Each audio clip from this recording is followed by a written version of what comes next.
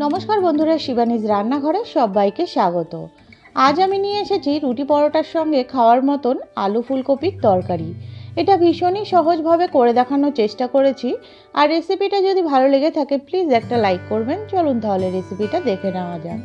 এখানে আমি ফুলকপি নিয়েছি, এভাবে ছোট ছোট করে কেটে নিয়েছি। আলু নিয়েছি দুটো মিডিয়াম সাইজের, এভাবে ডুমো করে কেটে নিয়েছি। আর নিয়েছি দুটো মিডিয়াম সাইজের পেঁয়াজ। পেঁয়াজগুলোকেও কিন্তু সুন্দর স্লাইস করে কেটে নিয়েছি। আর নিয়েছি কিছুটা পরিমাণ মটরশুঁটি। আর এইদিকে দেখুন একটা কড়াই নিয়ে নিলাম। কড়াইয়ের মধ্যে পরিমাণ মতন আমি সর্ষের তেল দিয়ে দিয়েছি। তেলটাও সুন্দর গরম হয়ে গেছে। এখানে হাফ টিস্পুন মতন সাদা জিরে দিয়ে দিলাম ফোড়নের জন্য। আর তার সাথে দিয়ে দিলাম একটা শুকনো লঙ্কা।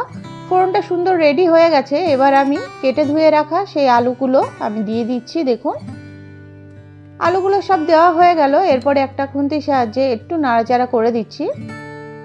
আলুটাকে আমি এখানে 2-3 মিনিট মতন একটু ভেজে নেব। দেখুন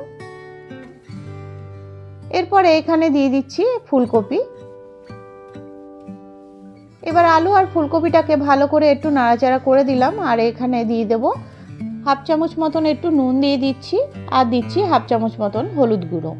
এবার নুন আর হলুদ গুঁড়োটাকে ফুলকপি আর আলুটার সাথে মিশিয়ে নিচ্ছি একটা খুন্তির সাহায্যে। দেখুন এভাবে করে একটু নাড়াচাড়া করে 2 থেকে 3 মিনিটের জন্য আমি একটু ঢেকে দিচ্ছি একদম সিম করে, যাতে ফুলকপি আর আলুটা ভালো সেদ্ধ হয়ে যায়। আর দেখুন 2 থেকে 3 মিনিট পর ঢাকা খুলে আবার একটু নাড়াচাড়া করে দিচ্ছি একটা খুন্তির সাহায্যে। তারপরে আবার আমি 2 থেকে 3 মিনিটের জন্য একটু সিম করে ঢেকে দেব। এভাবে ঢেকে ঢেকে রান্না করলে কিন্তু তরকারিটা খুব সুন্দর সেদ্ধও হবে আর খেতেও কিন্তু ভালো লাগবে। আর এখন দেখুন আলু আর ফুলকপিটা প্রায় 50% মতন ভাজা ভাজা হয়ে এসছে। এরপরে কেটে রাখা সেই কুচনো পেঁয়াজটা আমি দিয়ে দিলাম। পেঁয়াজগুলো দিয়েও আবার একটু নাড়াচাড়া করে এটাকে ভাজা ভাজা করে নেব একটু। দেখুন একটা খুন্তির সাহায্যে ভালো করে এভাবে মিশিয়ে নিচ্ছি।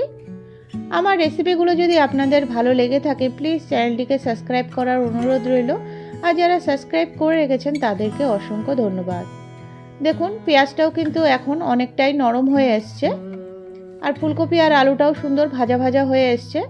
এরপর এখানে আমি দিয়ে দেবো 1 টিস্পুন মতন জিরের গুঁড়ো। আর দিচ্ছি এখানে হাফ টিস্পুন মতন কাশ্মীরি রেড চিলি পাউডার। এটা আমি কালারের জন্য দিলাম।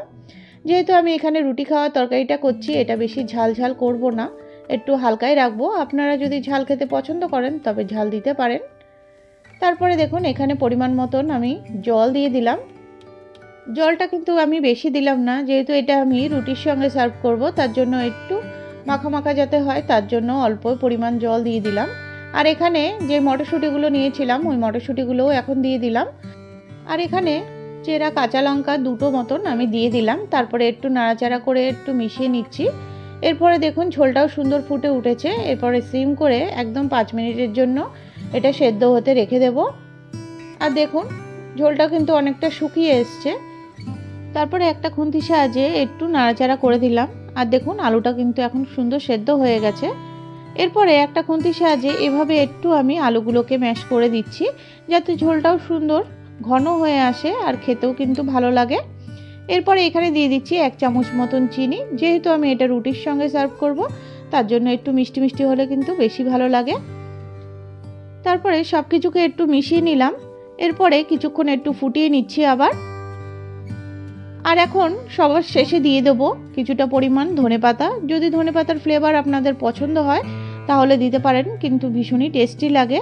আর এই শীতের দিনে কিন্তু ধনেপাতাটা খুব ফ্রেশ পাওয়া যায়। এভাবে একবার করেই দেখবেন বন্ধুরা, সকালে কিংবা রাতে এভাবে রুটির সঙ্গে সার্ভ করে দেখবেন। এই রেসিপিটা কিন্তু দারুণ টেস্টি লাগে।